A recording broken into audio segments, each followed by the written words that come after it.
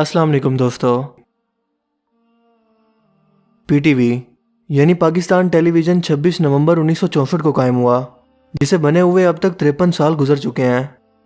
26 नवंबर के रोज़ ही इस वक्त के सदर जनरल अयूब खान ने लाहौर से पीटीवी की नशरियात का आगाज़ किया, जहां से शाया होने वाले ड्रामे अपनी मिसाल आप थे, क्योंकि ये अपने मकसद के साथ इंसाफ करते हुए समाजी बुराइयों और माशरे का हकीकी अक्स अवाम तक पहुँचा रहे थे, जो अवाम के लिए काफ़ी सबक आमोज़ था,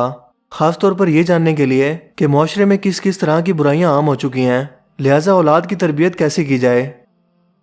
यही वजह थी कि इन ड्रामों ने अपने देखने वालों को अपना दीवाना बना लिया। यही वजह थी कि जिस वक्त इनको देखने का वक्त होता तो गली मोहल्लों में सन्नाटा छा जाता। शायद आप में से बहुत से लोगों ने खुदा की बस्ती, वारिस, दीवारें, अलिफ नून, 50-50, सोना चांदी, अंधेरा उजाला, आंगन टेढ़ा और कशकोल जैसे ड्रामे देखे होंगे।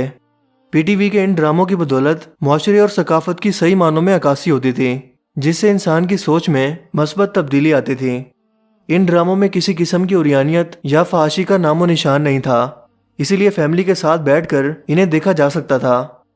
लेकिन जैसे जैसे शोबिज़ इंडस्ट्री में तरक्की आ गई, इसने ड्रामा इंडस्ट्री को भी अपना शिकार बना लिया, और यही वजह है कि आज इसके फॉर्मेट को मुकम्मल तौर पर बदल दिया गया है, और ये सिर्फ पैसे कमाने का एक प्रॉफिटेबल जरिया बन चुका है। दोस्तों, आज के दौर के ड्रामास पर ज़रा नज़र उठाकर देखें। ऐसा लगता है कि पाकिस्तानी शोबिज़ ने इस बात का तहैया कर लिया है कि अगर ड्रामों में बेबाक डायलॉग, फहाशी से भरे लिबास, मगरबी माशरे का लिबास और कल्चर और बोल्ड सीन अगर ना दिखाए जाएं तो कोई ड्रामा मुकम्मल ही नहीं होगा, क्योंकि वो जानते हैं कि इससे रेटिंग में जल्दी इजाफा होगा और खूब पैसा कमाया जाएगा। यही तो वजह है कि आज ड्रामा इंडस्ट्री के बिजनेस को आज बिजनेसमैन टिकाऊ बिजनेस कहते हैं, क्योंकि इसमें पैसा लगाने पर किसी तरह का नुकसान नहीं होता।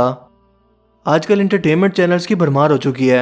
लिहाजा एक दूसरे से आगे निकलने की दौड़ में और रेटिंग बढ़ाने के चक्कर में इन इंटरटेनमेंट चैनल्स पर दिखाए जाने वाले ड्रामे फहाशी से भरे पड़े हैं। इन ड्रामों में महरम और नामहरम के फ़र्क को मुकम्मल तौर पर ख़त्म किया जा चुका है, क्योंकि इन ड्रामों में मर्द अदाकार और औरतें माँ बाप, बहन भाई और शोहर जैसे किरदार निभाते हुए बोल्ड अंदाज में गले लग जाते हैं। हालांकि वो सिर्फ ड्रामे में महरम है, हकीकत में तो नामहरम ही है।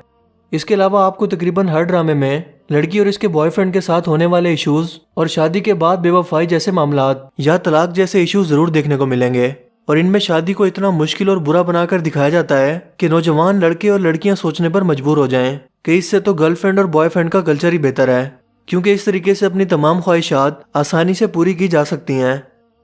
इसके अलावा शादियों के महंगे पहनावे, फंक्शंस और रस्मों पर एक आलीशान रकम खर्च करके एक मिडिल क्लास और गरीब की बेटी को ये तस्वुर दिया जाता है कि वो भी अपने माँ बाप से इन्हीं चीज़ों की ख्वाहिश करे, और मजबूरन माँ बाप माशरे और ख़ानदान में अपनी इज्जत बचाने की खातिर या तो उधार लेकर या कोई चीज़ बेचकर किसी भी तरह से बेटी की धूमधाम से शादी करते हैं।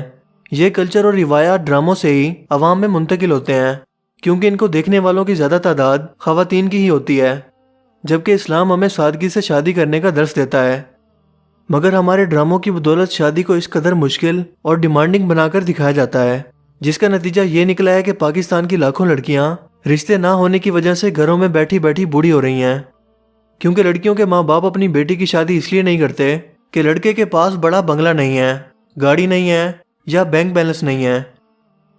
जबकि इस्लाम तो हमें यह सिखाता है कि लड़के से शादी इसका तकवा और परहेजगारी देखकर करनी चाहिए, यानी वो कितना ईमान वाला है, ना कि इसका मालो ज़र देकर, क्योंकि रिस्क देने वाली तो अल्लाह ताला की ज़ात है, जो खुद उसके लिए वसीला बनाएगी। इसके अलावा मियाँ बीवी के पर्सनल अज़दवाजी मामलात भी अब खुलम खुला ड्रामों में डिस्कस होने लगे हैं। आपको याद होगा कि सबा कमर के एक ड्रामे का बोल्ड सीन, जो बहुत ज़्यादा फहश था, इंटरनेट पर बहुत मशहूर हुआ था, जिस पर लोगों ने बहुत ज़्यादा क्रिटिसाइज़ भी किया, लेकिन फिर भी पैमरा ने इस पर कोई एक्शन नहीं लिया।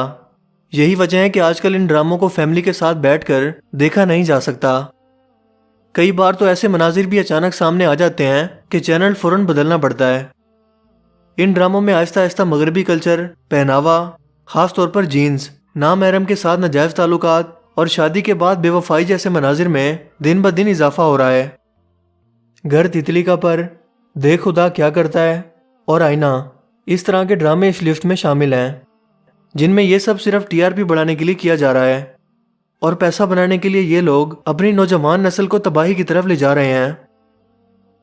اس کے علاوہ رہی صحیح کسر پاکستانی فلم انڈسٹری نے پوری کر دی ہے، جو بالی ووڈ سے متاثر ہو کر انہی کی طرز پر بنائی جا رہی ہیں، کیونکہ ان میں بولڈ سین بھی شامل ہیں اور ایٹم سانگز بھی۔ کیونکہ ان فلمز کو بنانے والے ڈائریکٹرز جانتے ہیں کہ پاکستانی عوام بالی ووڈ فلمز میں کتنا زیادہ انٹرسٹ رکھتی ہے، تو کیوں نہ اسی کو کیش کیا جائے۔ پاکستانی کلچر اور جنریشن کو اس سے کیا نقصان ہوتا ہے، اس کی پرواہ کس کو ہے؟ مثلاً جوانی پھر نہیں آنی اور رانگ نمبر جیسی فلمیں ہی دیکھ لیں۔ ایک وقت تھا کہ پاکستانی ڈرامے پوری دنیا میں بہت زیادہ پسند کیے جاتے تھے، جس وقت پاکستان فلم انڈسٹری زوال کا شکار تھی اور تھیٹرز فیملی سے خالی ہو چکے تھے، تو یہ ڈرامہ انڈسٹری ہی تھی جس نے شوبز کو سہارا دیا۔ ایک دوسرے سے آگے نکلنے کی دوڑ میں آج کے ڈرامہ ڈائریکٹرز اور رائٹرز اس اخلاق سوزی پر اتر آئے ہیں،